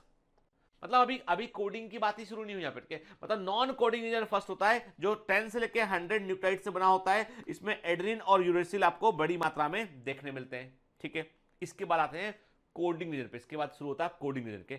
जो कोडिंग रीजन होता है ये वो रीजन होता है जिसके पास प्रोटीन बनाने की इंफॉर्मेशन होती है, सही एक्चुअल कोडॉन इसके पास पाए जाते हैं। इसमें तकरीबन 1500, डिपेंड करता है, नंबर वेरी करता है, एक एवरेज ले लिया हमने कहा तकरीबन 1500 के आसपास न्यूक्लियोटाइड देखने मिलेंगे हमको यहाँ पे। और हमेशा जो सबसे इंपॉर्टेंट इंफॉर्मेशन है वो ये है कि कोडिंग रीजन की शुरुआत में हमेशा आपको एक कोड देखने मिलेगा, वो होगा AUG, it is always present के। हमेशा किसी भी एमआरएनए के कोडिंग रीजन के अंदर, किसी भी एमआरएनए के कोडिंग रीजन के अंदर पहला कोडॉन जो देखने मिलेगा वो AUG होगा, जिसे हम चेन इनिशिएटिंग कोडॉन कहते हैं। मतलब प्रोटीन चेन का बनना यहां से शुरू होता है, और ये जो होता है ये स्टार्ट सिग्नल कोडॉन कहलाता है। मतलब AUG is the codon for the मीथियोनिन amino acid के। AUG is the code for the मीथियोनिन amino acid. इसका मतलब किसी भी प्रोटीन श्रृंखला का, किसी भी प्रोटीन चेन का पहला एमिनो एसिड हमेशा क्या होगा, कोई एक्सेप्शन नहीं, हमेशा के किसी भी प्रोटीन श्रृंखला का पहला एमिनो एसिड क्या होगा, वो होगा मीथियोनिन। मीथियोनिन is a sulphur containing amino acid. Clear? तो मैंने क्या कहा आपसे, मैंने आपसे कहा कि कोडिंग रीजन जो है उस कोडिंग रीजन में पहला जो कोडॉन है वो AUG है, जो मिथ्योनिन एमिनो एसिड को कोड करता है और जहां से प्रोटीन बनने की शुरुआत होती है। इसका मतलब ये हर प्रोटीन चेन का, एवरी प्रोटीन चेन में पहला एमिनो एसिड क्या होगा? मिथ्योनिन होगा। ठीक है, अब कोडिंग रीजन के लास्ट में क्या होगा? लास्ट में कुछ ऐसे कोडॉन होंगे, लास्ट में कुछ ऐसे कोडॉन होंगे जो प्रोटीन का बनना रोक देंगे। उन्हें बोलते हैं हम स्टॉप सिग्नल कोडॉन बोलते हैं, टर्मिनेटिंग कोडॉन बोलते हैं, जो प्रोटीन का बनना रोक देते हैं। और ये कोडॉन 3 होते हैं, UAA, UAG या UGA के। वेरी वेरी इंपॉर्टेंट के। यानी जो 3 कोडॉन, यानी 3 कोडॉन ऐसे होते हैं जो किसी भी एमिनो एसिड को कोड नहीं करते हैं। मेरी बात बड़े ध्यान से सुनिए के, जेनेटिक कोड की डिक्शनरी में 3 कोडॉन ऐसे होते हैं जो किसी भी एमिनो एसिड को कोड नहीं करते हैं। वो होते हैं UAA, UAG और UGA। ठीक है, इन तीनों को बोलते हैं हम नॉनसेंस कोडॉन, इन्हें बोलते हैं हम टर्मिनेटिंग कोडॉन, इन्हें बोलते हैं हम चेन टर्मिनेटर्स। ठीक है, तो ये वो कोडॉन होते हैं, या स्टॉप सिग्नल कोडॉन कहते हैं। ये वो कोडॉन होते हैं जो प्रोटीन बनना रोकते हैं। ठीक है, तो हम इसका मतलब ये हो गया कि एवरी कोडिंग रीजन, ध्यान से, एवरी कोडिंग रीजन, जो mRNA के अंदर जो कोडिंग रीजन है वो प्रोटीन चेन के बनाने के लिए रिस्पॉन्सिबल है। उसी के कोडॉन को प्रोटीन के चेन के रूप में एक्सप्रेस करेंगे और उसी के कोडॉन एमिनो एसिड का सीक्वेंस डिसाइड करेंगे प्रोटीन चेन के अंदर। तो कोडिंग रीजन में हमेशा शुरुआत कहां से होगी? AUG से शुरुआत होगी और खत्म कहां पर होगा? या तो UAA होगा, या UAG होगा, या UGA होगा, कोई एक होगा इसमें से। ठीक है, क्लियर? तो कोडिंग रीजन में प्रोटीन बनाने की सूचना होती है। ठीक है, तो NCR सेकंड रीजन देखा हमने, ये समझ गए बात को। हमने क्या कहा? हमने कहा जो 5 प्राइम है वहां पे कैप रीजन है।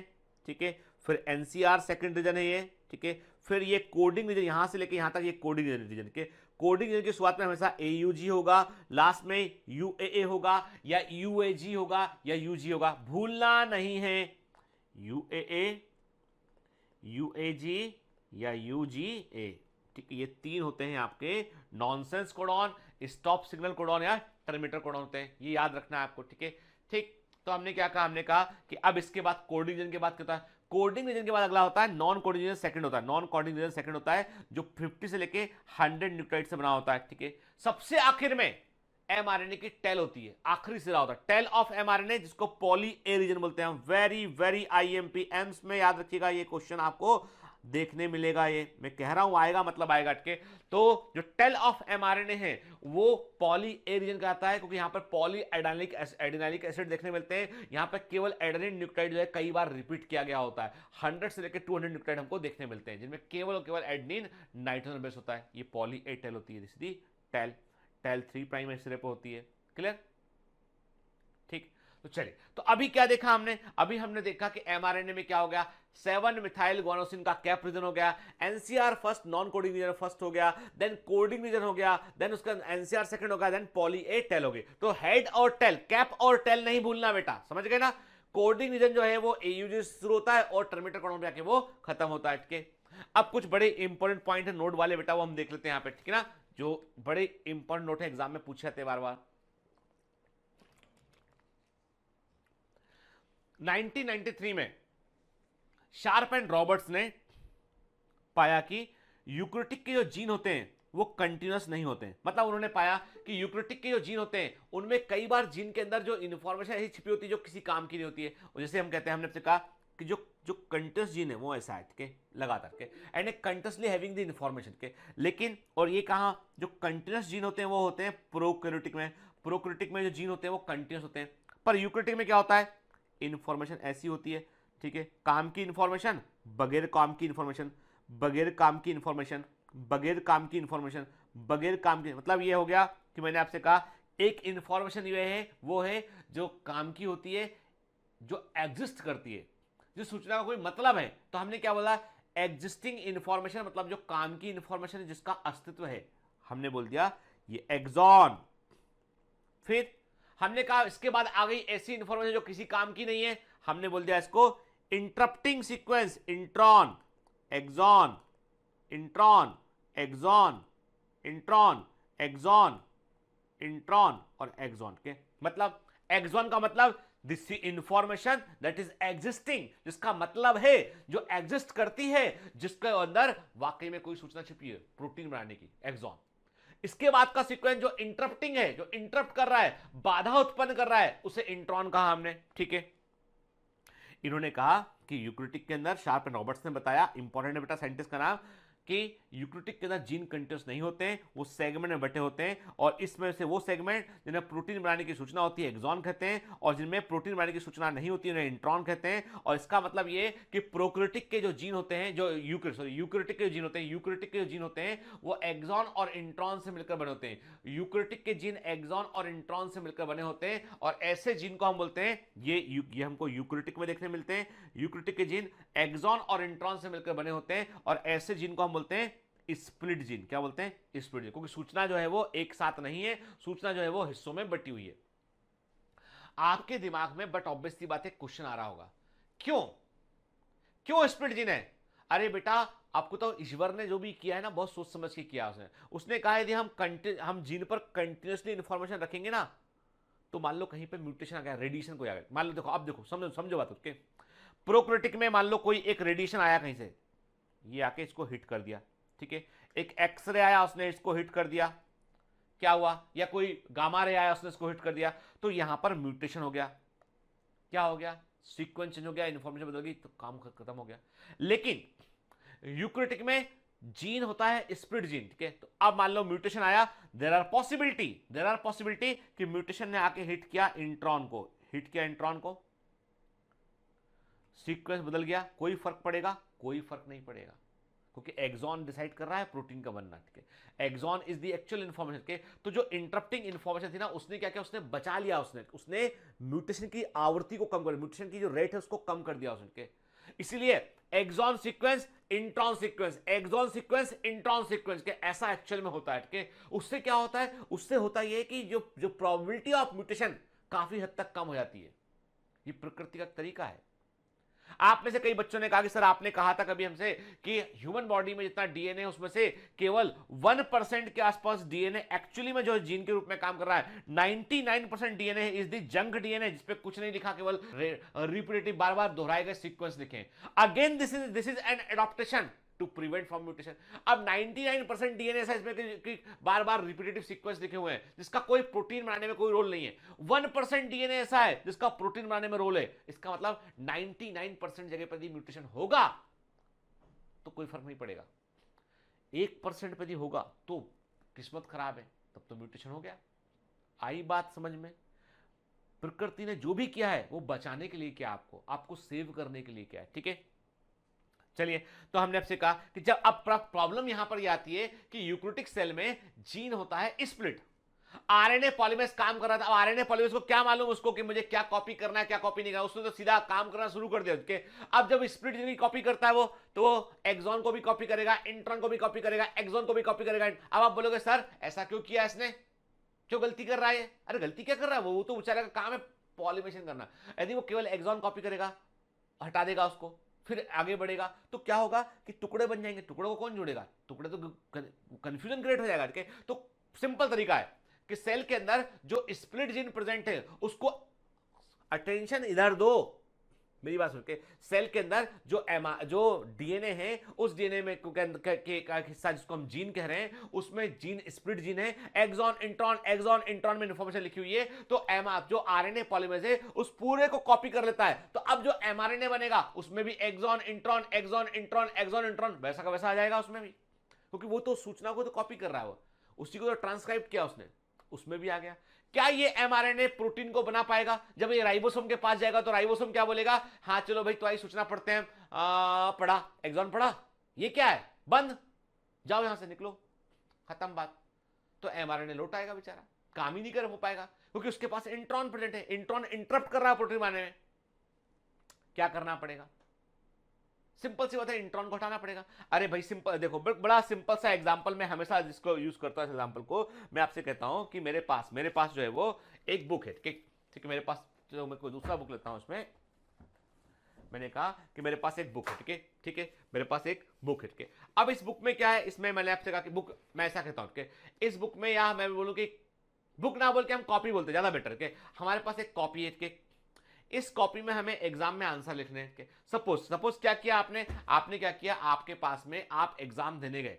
कहां गए आप एग्जाम देने? आपकी स्कूल में एग्जाम हो रहा है, आप एग्जाम देने गए। एग्जाम में आए हैं 5 क्वेश्चन, 5 प्रश्नों के उत्तर दीजिए, पांचों प्रश्न अनिवार्य हैं। Answer the 5 questions, all questions are compulsory. ठीक है, आप आंसर लिखते हैं। आपने क्या किया, आपने पहले क्वेश्चन का आपने बढ़िया बढ़िया अच्छा हैंडराइटिंग जमा के अपना आंसर लिखा कि मैडम जो है वो 2 नंबर 4 नंबर तो आपकी हैंडराइटिंग देख के, सफाई देख के दे दे आपको। ठीक है, बढ़िया आंसर। आपने फिर सोचा कि अचानक से आपकी नजर गई बाजू वाले की कॉपी पे। आपने कहा अरे बाजू वाला तो इसका उत्तर कुछ और लिख रहा है, तो इसका डायग्राम मेरे डायग्राम से मैच नहीं कर रहा है। तो आपको थोड़ा डाउट हुआ। आपने कहा कि एक काम करते हैं, देख बाद में थोड़ा बहुत मौका मिला तो पूछ लेंगे भाई कि यही जो है ना जो बना लिखा हो कि तूने गलत लिखा कि मैंने गलत लिखा। तो आप इमेजिन एक हाइपोथेटिकल सीन की बात करें। आपने क्या किया, आपने कॉपी में 5 पेज में आपने पहले क्वेश्चन का आंसर लिखा, फिर आपने 5-6 पेज कोरे छोड़ दिया। आपने कहा कि भाई बाद में जरूरत पड़ी तो इसको काट के यहां लिख दूंगा आंसर। ठीक है, दूसरे प्रश्न का उत्तर लिखा आपने। अब आपके दिमाग में डाउट आ गया, दूसरे प्रश्न का उत्तर लिख के फिर 5-6 पेज आपने कोरे छोड़ दिए। तीसरे प्रश्न का उत्तर लिखा, फिर आपने 6-7 पेज कोरे छोड़ दिए। चौथे प्रश्न का उत्तर लिखा आपने, फिर आपने कुछ पेज कोरे छोड़ दिए, और फिर 5वें का आंसर लिख दिया आपने। अचानक से एग्जाम खत्म होने की घंटी बज गई, मैडम आई, copy copy copy copy copy copy copy copy छुड़ा ली आपकी। अब आपने कहा कि तुम मर गए। एग्जामिनर के पास कॉपी गया, उसने देखा हाँ पहला प्रश्न का उत्तर लिखा है लड़के ने, अच्छा लिखा है, अच्छा लिखा है। अरे बस एक ही प्रश्न का उत्तर लिखा, कोरा पन्ना, फिर कोरा पन्ना। अरे एग्जामिनर कौन सा तुम्हारी कॉपी लास्ट तक देख रहा है, उसके पास तो कॉपी का ढेर लगा हुआ है भाई। 25 ठीक है, जो है मुझे पता नहीं कि सच है कि नहीं है, मुझे नहीं मालूम, लेकिन बताते हैं लोग बाकी एक जमाना था जब जो है वो कहते थे कि जो स्कूल टीचर होते हैं सरकार कॉपी चेक करने कुछ पैसा मिलता है। तो मेरे समय की बात है कि 25 पैसे एक कॉपी के मिलते थे एक जमाने में। अब शायद रेट बढ़ गया होगा कि जो भी कॉपी का दाग चेक करने का जो मिलता होगा। तो एग्जामिनर के पास कौन सा वक्त है कि तुम्हारी कॉपी का वो कोरा पन्ना भी पलट पलट के देखेगा। उसके पास तो ढेर लगा कॉपी का, उसने एक पन्ना पलटा कोरा, दूसरा का कोरा। उसने कहा यार इसने एक ही प्रश्न का उत्तर लिखा, आपको 5 जो है वो 10 नंबर का एक प्रश्न था, उसको 8 नंबर देके 50 में से 8 नंबर मिले, कॉपी रख दी उसने, जबकि आपने 5 के उत्तर लिखे। लेकिन एग्जामिनर ने पहला आंसर चेक किया, उसने क्या बोला, उसने कहा कि कोरा पन्ना मतलब अब नहीं चेक करना, हो गया, लिख के कॉपी आगे बढ़ा दी। तभी तो बोलते हैं यदि कोई कोरा पेज छूट जाए ना, 11th और 12th के बच्चे सुन ले, कोरा पेज छूट जाए तो पे क्रॉस लगा दो, पीटीए लिख दो नीचे उसमें क्रॉस लगा के कि ये पेज जो है वो छूट गया हमसे के, ताकि एग्जामिनर आगे पलट के देख सके, है ना। फिर तो रिजल्ट आया 50 में से 8 नंबर। सारी क्लास बोली घूम के, क्या हो गया तुम्हें, तुम पढ़ाई लिखाई नहीं करते आजकल, क्या चक्कर क्या है, पढ़ नहीं रहे हो आजकल। आपने कहा यार गलती हो गई। लेकिन केस को थोड़ा इस सीन को चेंज करते हैं। इस सीन को चेंज ऐसे किया आपने कि आपके कॉपी जो है वो जमा हो गई। अब आपने कहा मैडम मैडम मैडम मेरी कॉपी में एक गलती हो गई। एक मैडम ने पूछा क्या गलती हो गई, आपने कहा 1 मिनट मैडम कॉपी देंगे आप। अब आपके पास आपने क्या किया, पहले क्वेश्चन और दूसरे क्वेश्चन के बीच 5 पेज कोरे, आपने 5 कोरे पेज को हटा दिया, तो पहला क्वेश्चन दूसरे क्वेश्चन के संपर्क में आ गया, आया ना। दूसरे और तीसरे क्वेश्चन के बीच में फिर कोरे पेज आपने हटा दिए, दूसरा क्वेश्चन तीसरे क्वेश्चन के साथ आ गया। तीसरे और चौथे क्वेश्चन के बीच में फिर कोरे पन्ने, उनको हटा दिया। ऐसे ही आपने आगे किया, तो अब सारे क्वेश्चन लाइन से आ गए। आपने सारे क्वेश्चन को लाइन से आपने कर दिया क्योंकि आपने कोरे पन्नों को हटा दिया। अब 5 क्वेश्चन लाइन से आ गए। अब कॉपी एग्जामिनर के पास गई, पहला क्वेश्चन बढ़िया बढ़िया बढ़िया, उसने कहा 48 आउट ऑफ 50 या 49 आउट ऑफ 50, या तुमने बहुत सफाई से लिखा, बहुत अच्छे हैंडराइटिंग लिखा, तो 55 आउट ऑफ 50। ठीक है, पास हो गए। ठीक है, पास हो गए, अच्छे नंबर से क्लास हो रही है, अरे वाह तुम तो बड़ा अच्छा पढ़ते हो। दोनों केस में क्या फर्क है, वो कोरे पन्ने गड़बड़ कर रहे थे। आप समझ लीजिए कि जो हेटेरोजेनस न्यूक्लियर आरएनए जो एचएनआरएनए है वो वैसा ही आरएनए है। जो हेटेरोजेनस न्यूक्लियर आरएनए है, एचएनआरएनए है, ये वैसा ही आरएनए है जैसे पहले वाली कॉपी थी आपकी। आंसर लिखा है, कोरा पन्ना है, आंसर लिखा है, मतलब एक्सॉन है, इंट्रॉन है, एक्सॉन है, इंट्रॉन। और एग्जामिनर कौन है, एग्जामिनर है राइबोसोम, जो पढ़ रहा है। राइबोसोम ने पहला पढ़ा एक्सॉन एक्सॉन, उसने कहा हाँ आंसर तो सही है कि ये बड़ा प्रोटीन बनाना है। अब इंट्रॉन आगे कुछ नहीं किया, जाओ फेल, प्रोटीन नहीं बन पाएगा, फेल। तो क्या करना पड़ेगा, कोरे पन्ने हटाए, इंट्रॉन को हटा हटा के अलग करना पड़ेगा। एक्सॉन एक्सॉन एक्सॉन एक्सॉन को जोड़ देंगे, इंट्रॉन को हटा देंगे, तो अब बन गया ये एक्चुअल एमआरएनए। जब ये जाएगा तो राइबोसोम बोलेगा अच्छा सीक्वेंस लाइन से बना, ठीक है, पूरा प्रोटीन चेन बन जाएगा, है ना। And this process is known as RNA splicing. इसी प्रोसेस को आरएनए स्प्लाइसिंग कहते हैं। यहां पर स्प्लाइसियोसोम इन्वॉल्व होता है, यहां पर जो है वो राइबोजाइम काम करना शुरू करता है, जो एक्सॉन और इंट्रॉन में से एक्सॉन को रखता है, इंट्रॉन को हटा के एक्सॉन आपस में जोड़ दिए जाते हैं, ठीक है। देखते हैं क्या लिखा है इसमें। In the eukaryotic cell, when mRNA copies the split gene, जब mRNA split gene को कॉपी करता है, it has both exon and intron sequence। तब इस पर exon और intron sequence दोनों होते हैं। This mRNA is the precursor of actual mRNA। ये actual mRNA का पूर्वगामी होता है। तो इसका मतलब यूक्रोटिक सेल में सीधा सीधा डीएनए से एक्चुअल एमआरएनए नहीं बनता है, पहले एचएनआरएनए बनता है और उसके बाद एक्चुअल एमआरएनए बनेगा, ठीक है। अच्छा मुझे एक बात बताओ बेटा, एचएनआरएनए लंबाई में बड़ा होगा कि एक्चुअल एमआरएनए? यूक्रोटिक में एक्चुअल एमआरएनए अधिक लंबा होगा कि एचएनआरएनए अधिक लंबा होगा? बट ऑब्वियस सी बात है, एचएनआरएनए अधिक लंबा होगा क्योंकि उसका एक्सॉन इंट्रॉन सब है, और एक्चुअल एमआरएनए में केवल एक्सॉन होगा, इंट्रॉन नहीं होगा, तो छोटा हो जाएगा वो, ठीक है। मैंने क्या कहा, ऐसे एमआरएनए को हम बोलते हैं हेटेरोजेनस न्यूक्लियर आरएनए बोलते हैं, एचएनआरएनए बोलते हैं। जो हेटेरोजेनस न्यूक्लियर आरएनए होता है वो यूक्रोटिक सेल में जीन से सीधा कॉपी करने पर बना होता है। यानी जो स्प्लिट जीन होते हैं उस पर जब आरएनए पॉलीमरेज काम करता है तो जो एमआरएनए बनता है उसे हम एचएनआरएनए कहते हैं, उसे हम हेटेरोजेनस न्यूक्लियर आरएनए कहते हैं, एचएनआरएनए कहते हैं। क्लियर? तो ये जो एचएनआरएनए होता है बेटा, that is very very important. ये जो एचएनआरएनए होता है इसके पास एक्सॉन इंट्रॉन दोनों पाए जाते हैं, ठीक है। फिर it undergoes in the process of RNA splicing. इसको आरएनए स्प्लाइसिंग में भाग लेना पड़ता है। क्यों? कोरे पन्ने आपने हटाए थे कि नहीं हटाए थे? आपने हटाए थे नटके, बिल्कुल वैसे ही हमने जो काम की सूचना नहीं उनको हटा दिया, तो हमने कहा इसको आरएनए स्प्लाइसिंग में जाना पड़ता है। मतलब ये कि एचएनआरएनए जो होता है इसको आरएनए स्प्लाइस, इसको जो है वो आरएनए स्प्लाइसिंग में जाना पड़ता है। इसे आरएनए स्प्लाइसिंग मतलब टुकड़ों में काट देना, आरएनए स्प्लाइसिंग काट के में जाना पड़ता है, ठीक है। तब क्या बनता है? तब एक्चुअल एमआरएनए बनता है, ठीक है। इसका मतलब ये यूक्रोटिक के अंदर, मेरी बात बड़े ध्यान सुनिएगा, यूक्रोटिक के अंदर पोस्ट ट्रांसक्रिप्शन प्रोसेसिंग होती है। क्या होती है? पोस्ट ट्रांसक्रिप्शन प्रोसेसिंग के मतलब बॉस ट्रांसक्रिप्शन के बाद सीधा ट्रांसलेशन में नहीं जाएंगे, ट्रांसक्रिप्शन के बाद उसको करेक्ट करेंगे, एचएनआरएनए को आरएनए में कन्वर्ट कर एमआरएनए में कन्वर्ट करेंगे, उसके इंट्रॉन को निकाल के बाहर करेंगे, एक्सॉन को जोड़ेंगे, मतलब ट्रांसक्रिप्शन के बाद प्रोसेसिंग करना पड़ेगा। तो पोस्ट ट्रांसक्रिप्शन प्रोसेसिंग यहां पे होती है, ठीक है। यहां पे क्या करना पड़ेगा? हमें इंट्रॉन सीक्वेंस को निकालना पड़ेगा, एक्सॉन सीक्वेंस को आपस में जोड़ना पड़ेगा, ठीक है। तो इसके परिणाम स्वरूप एक्चुअल एमआरएनए बनेगा जो कि एचएनआरएनए से वो छोटा होगा, ठीक है। यहां पर जो एंजाइम काम करेंगे वो होंगे राइबोजाइम के, जो आरएनए स्प्लाइसिंग में रोल प्ले कर सकते हैं। तो यहां पर राइबोजाइम काम करेगा और ये आरएनए स्प्लाइसिंग में भाग लेता है, ठीक है ना। क्लियर? ये जो पढ़ा रहा हूं ना, ये एग्जाम का के पॉइंट ऑफ व्यू से सबसे इंपॉर्टेंट हिस्से में से बेटा एक है, ठीक है ना। क्लियर? चलिए, तो अब आते हैं हम कि शिन-डेलगर्नो सीक्वेंस क्या होता है। This is important for JIPMER examination, ठीक है ना। मैं हमेशा क्लियर करता हूं इस चीज को, कहां के लिए जरूरी है।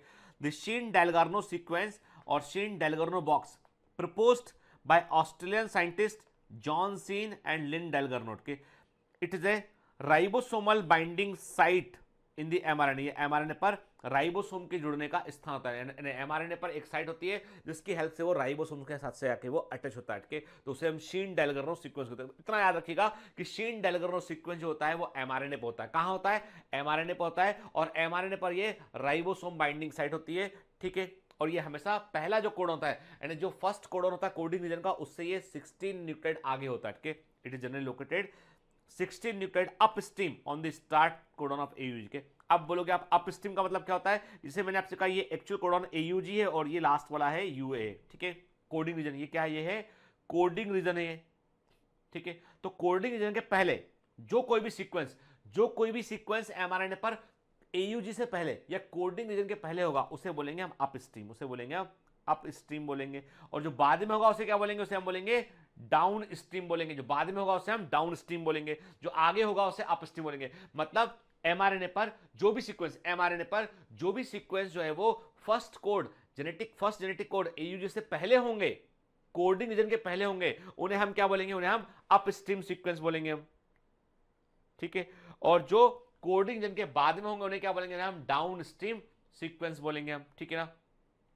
तो शीन डेलगर्नो सीक्वेंस जो होता है वो एयूजी से पहले होता है, 16 न्यूक्लियोटाइड पहले होता है, जो एक प्रकार का राइबोसोम बाइंडिंग साइट होता है। तो अपस्ट्रीम सीक्वेंस होता है एक तरह का ये, ठीक है, क्लियर, ठीक है।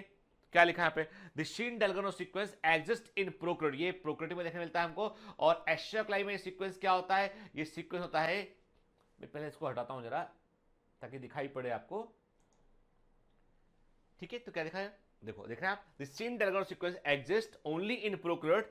इन एस्ट्रोक्लाई में ये क्या होता है, ये होता है AGGA के A adenine guanine guanine adenine guanine guanine uracil के। तो प्रोकैरियोटिक में हमको, और याद रखिए ये सीक्वेंस केवल और केवल प्रोकैरियोटिक में देखा गया, यूकैरियोटिक में हमको ये नहीं मिला के। तो it exist only in prokaryotic. तो शीन डेलगर्नो सीक्वेंस जो है वो प्रोकैरियोटिक एमआरएनए में देखा जाता है, जो फर्स्ट कोडॉन से पहले होता है, ठीक है, अपस्ट्रीम पर होता है, ठीक है।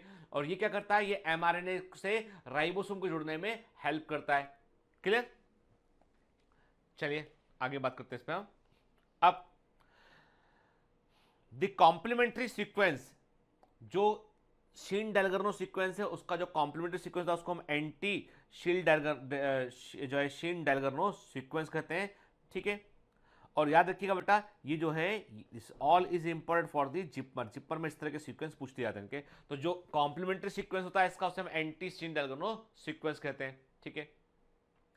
क्या यूकैरियोटिक में कोई ऐसे सीक्वेंस होते हैं, तो ऐसा माना जाता है कि यूकैरियोटिक के पास भी, यूकैरियोटिक के एमआरएनए में भी कुछ स्पेसिफिक सीक्वेंस होते हैं जिसकी हेल्प से एमआरएनए राइबोसोम से जाकर जुड़ पाता है, उन्हें कोजेक सीक्वेंस कहते हैं। उन्हें क्या बोलते हैं, उन्हें हम कोजेक सीक्वेंस कहते हैं। तो eukaryotic equivalent of the Shine Dalgarno sequence is called the Kozak sequence के। शीन डेलगर्नो सीक्वेंस के इसके समान ही यूकैरियोटिक में कुछ सीक्वेंस हमको देखने मिलते हैं, इनको हम कोजेक सीक्वेंस कहते हैं। क्या बोलते हैं, कोजेक सीक्वेंस कहते हैं इनको हम, ठीक है। याद रखिएगा, अब बड़ी इंपॉर्टेंट बात यह कि mutation in the Shine Dalgarno sequence can reduce translation, क्योंकि अब सिंपल सी बात है, यदि शीन डेलगर्नो सीक्वेंस के अंदर भी म्यूटेशन, अभी म्यूटेशन कहां है, म्यूटेशन कोडिंग रीजन में नहीं हुआ है, कहां हुआ है, शीन डेलगर्नो सीक्वेंस में हुआ। उससे क्या हुआ कि वो एमआरएनए राइबोसोम से जाकर जुड़ नहीं पा रहा है, तो प्रोटीन नहीं बन पा रहा है, ठीक है ना। तो एमआरएनए राइबोसोम की जो है वो पैरिंग एफिशिएंसी अफेक्टेड हो जाती है इससे, ठीक है। चलिए, तो अभी हमने क्या देखा, आज हमने जो है आज के लेक्चर में हमने एमआरएनए को देखा, हमने राइबोसोम आरएनए को देखा हमने, और एमआरएनए की डिटेल्स में हमने बात की। नेक्स्ट क्लास में हम बात करेंगे ट्रांसफर और टीआरएनए पर बात करेंगे, और हम जो है वो कुछ और इंपॉर्टेंट प्रोसेस जो आरएनए से जुड़ी हुई उस पर हम बात करेंगे।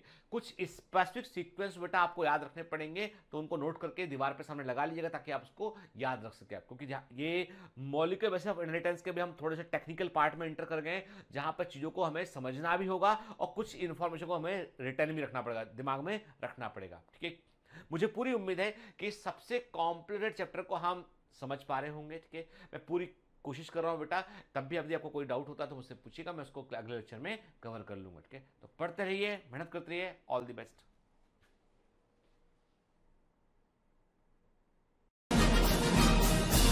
Hi. To become an official commando of Biomentors, join us at www.biomentors.online. Here you can solve daily practice papers, an online test. You can download performance enhancement sheets. You can track your progress. You can interact with other fellow commandos. Join us and prepare yourself. It's a commando training for your success. Download Biomentors online app from Google Play Store.